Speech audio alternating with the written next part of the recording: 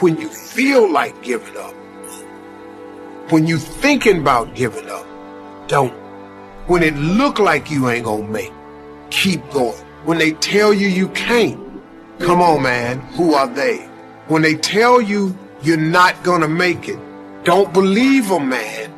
Don't believe them. You got to be relentless.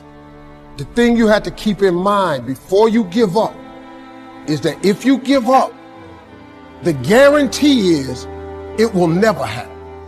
That's the guarantee of quitting, that it will never happen, no way under the sun. The only way the possibility remains that it can happen is if you never give up, no matter what.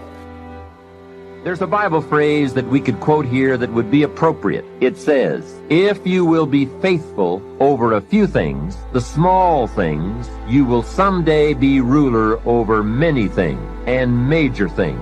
That's it. That's the philosophy that counts. Surely life is reluctant to hand a fortune to someone who constantly messes up his paycheck. It's not the amount that counts. It's the plan and the faithful discipline of that plan that counts. The disciplines are those ingenious keys that unlock the door to the kind of person we really want to become. And becoming attracts all those treasures and values that most anyone would call the good life. Life in abundance, life in productivity, life in enterprise, life in influence, life in style. Now, to wind up this rather lengthy subject, let me close with this. Mr. Schultz's best instructions to me in those early years were to develop a new attitude about myself, and a new attitude about all the principles that it takes to make life unique. Develop a new attitude about taxes, about paying your bills, about the marketplace, opportunity, your chances, wealth, activity, prosperity, service, productivity. Let me give you a good example of my old attitude. I used to say, I hate to pay my taxes. Schultz said, well, you can live that way if you want to. That's one attitude. I was a bit perplexed. I thought it was the only attitude. How strange. I used to say, I hate to pay my bills. And he said, well, you can live that way if you want to. I thought it was the only way. I used to say, I hate to part with my money. He said, that's one choice for lifestyle and attitude. I thought, could it be that there is another way to feel about it? He said, what if you said, I love to pay my taxes, knowing it's the care and feeding of the goose that lays the golden egg? What if you said, I love to pay my bills, reduce my liabilities, and increase my asset? What if you said, I love to part with my money, put it into circulation, help build this dynamic society? Wouldn't that be a better way to live if you loved to instead of hated to? What an incredible way to look at it. I bought the idea and started the practice. I will admit that it took me a while to actually say truthfully, I love to. But when I did, I found a completely unique new way to live.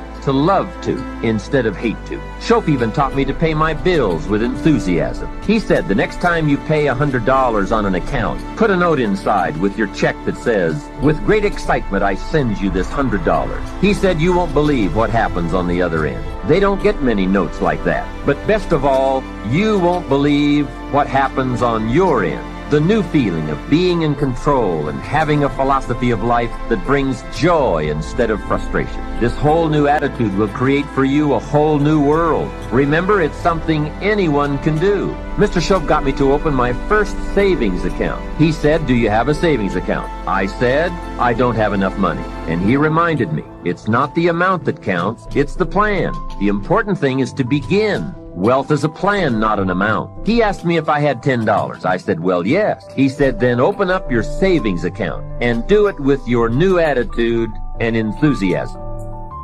Maybe that's why Henry David Thoreau asked in a moment of anguish, what if you live your whole life only to discover that it was wrong? That was wrong. God had so much more in mind for you. Maybe that's why he said, oh God, to reach the point of death, only to realize that you've never lived, only to realize that you've never scraped the surface of your potential. Everybody, let us say together, live full, die empty. The people in this room have decided to live full. The people in this room have decided to die empty. The people in this room have decided to live life on their terms and not to be a volunteer victim. When you say yes to this industry, you're saying yes for a bigger life. You're saying yes, I'm tired of playing small. You're saying yes, I'm ready to be empowered to snatch victory from the jaws of defeat. You're saying yes to providing for yourself and your family. There's something that's in you that says, I'm not mentally fit to work for somebody for the rest of my life. You're saying yes to your life, yes to your dreams, yes to your unfolding future. Give yourselves a round of applause.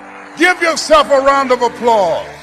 I didn't do this for years. I would go in balcony of auditoriums and watch Jim Rohn and Dr. Dennis Waitley and Zig Ziglar, and my heart would beat so fast because I love helping people. How many of you love helping people? Raise your hand. I love helping people. And my heart said, I can do that. But then when I would leave there, and as I was walking to the car, my mental conditioning began to speak. And it would say, Les Brown, you can't do that. You don't have a college education. Les Brown, you can't do that. What makes you think that you have something to say that somebody would listen to you? Les Brown, you can't do that. What makes you think that you can speak for AT&T, Procter & Gamble, McDonald's Corporation, IBM? You've never worked for a major corporation. Les Brown, you can't do that. You were adopted. You don't even know who your parents are. How many of you ever thought about something you wanted to do? You felt it in your heart, and then your mind talked you out of it. Raise your hands. I convinced myself that I couldn't do it. I learned something from that experience. Whenever there's an argument between your heart and your mind, follow your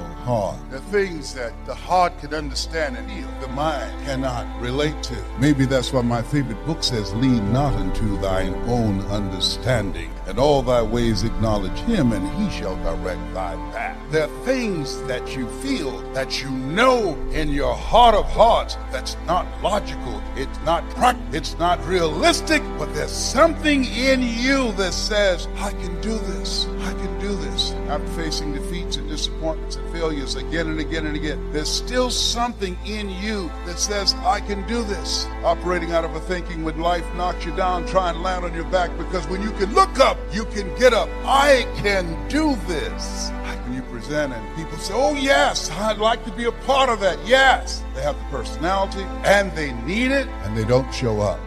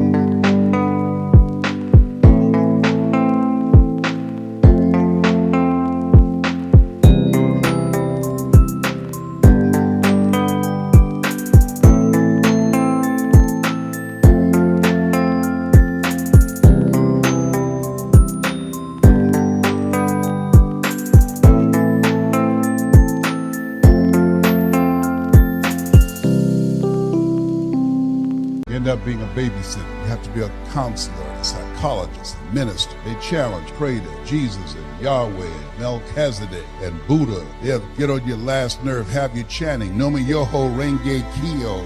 It's interesting when you talk to people about securing their future, and you can't help them to become actively engaged in their own life.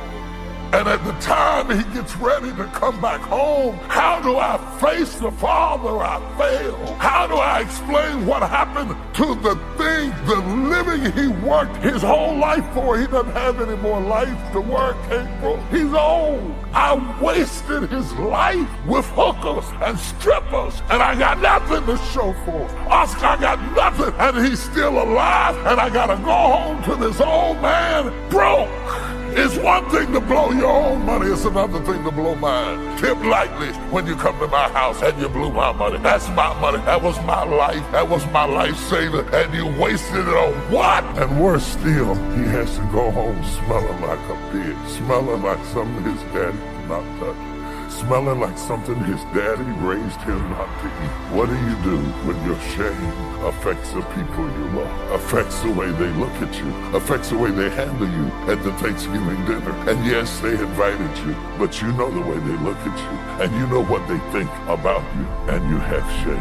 And the power of the prodigal son story is that while the boy is rehearsing, he's so afraid of his daddy that he's rehearsing what he's gonna say to his father. That's a level of shame where you're trying to figure out what I will say. I am no more worthy. Listen to that. I am no more worthy to be called thy son. Make me a hired servant. He's trying to get his message ready because he is full of shame. And what blows the story wide open is, wow, he is yet a great ways off. The father sees him coming and tears off the porch like he's